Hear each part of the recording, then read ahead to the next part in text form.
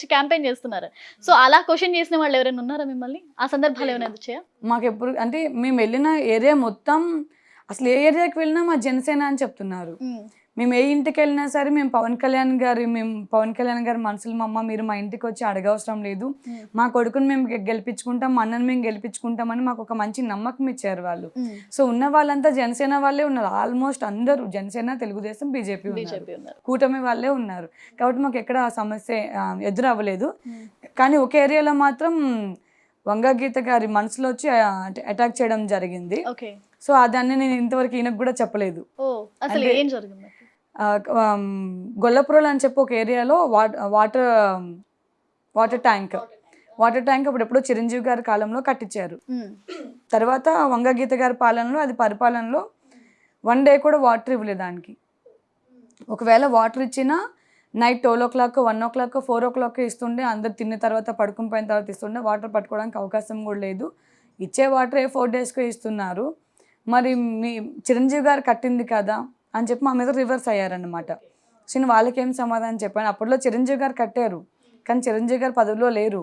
వంగా గీత గారు ఎంపీ పదవిలో ఉన్నారు. ఆవిడని క్వశ్చన్ చేయాలి మీరు. మమ్మల్ని ఎందుకు క్వశ్చన్ చేస్తున్నారు? మేము జస్ట్ క్యాంపెయినింగ్కి ఇప్పుడు వచ్చాము. గెలిచిన తర్వాత మేమేంటో చూపిస్తాం.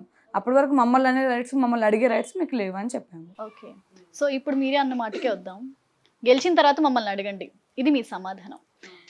ఒక్కసారి పాలిటిక్స్లోకి ఎంటర్ అయిన తర్వాత రకరకాలుగా జరుగుతాయి, ఒకటే జరుగుతుందని. ఇదే మనం గెలిపించుకున్న పవన్ కళ్యాణ్ గారు కూడా రేపొద్దున ప్రజలు అనుకున్న ప్రతిదీ చేయలేకపోవచ్చు.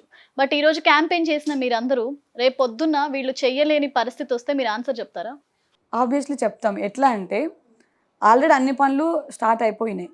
పవన్ కళ్యాణ్ గారు పదవిలోకి రాగానే ఆల్మోస్ట్ రోడ్ల దగ్గర నుంచి కొలాయిల దగ్గర నుంచి అన్ని పనులు స్టార్ట్ అయిపోయి, వాళ్ళకి ఇచ్చిన 5 yearsలో ఆల్మోస్ట్ వాళ్ళు ఇచ్చిన పథకాలను నెరవేర్చిన నమ్మకం మాకుంది. నేను ఇన్ కేస్ పవన్ కళ్యాణ్ గారిని ఎప్పుడైనా కలిసే అవకాశం వచ్చినా నేను పవన్ కళ్యాణ్ గారికి చెప్పాల్సిన మాట ఏంటి ఇదే. మనం ఏదైతే వాళ్ళకి ఉపాధులు కల్పిస్తామన్నామో అవన్నీ పాత పరిపాలనలో మాట పడినట్టు, వాళ్ళు మాట పడినట్టు మనం ఆ మాట పడకూడదు. కాబట్టి రిక్వెస్టింగ్గా మంచితనంతో మనం ఏదైతే హామీలు ఇచ్చామో అన్నీ నెరవేర్చుకోవాలని మాత్రమే చెప్తాను. ఈ క్యాంపెయిన్లో ఒక్కసారి కూడా ఆయన్ని కలవడం జరగలేదు? లేదు. ఓకే, సో ఫర్దర్గా కలవాల్సి వచ్చినప్పుడు మీరు చెప్పే ఆన్సర్ ఇలా ఉంటుంది. కానీ మీ డిమాండ్స్ ఇంకా ఏమైనా సపరేట్గా ఉన్నాయా? ఏం లేదు, మా డిమాండ్స్ అంటే ఏం లేదు. ఇప్పుడు సీరియల్ ఇండస్ట్రీలో మొత్తం కన్నడ ఇండస్ట్రీ అయిపోయింది కాబట్టి ఇది ఒకటి అడగదలుచుకున్నాను. ఓన్లీ తెలుగు అమ్మాయిలకి అవకాశం? ఓన్లీ తెలుగు అమ్మాయిలనే కాదు, హీరోయిన్స్ని తెప్పించుకోండి కన్నడ నుంచి, అదే బెంగళూరు నుంచి హీరోయిన్స్ని తెప్పించుకోండి.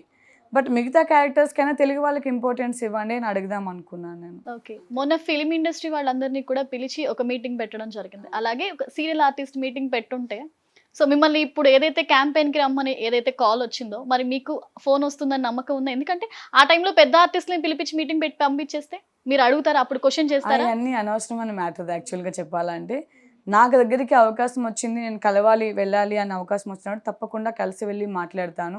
తర్వాత ఫర్దర్గా జరిగిన వాటి గురించి నాకు అనవసరం అన్నమాట.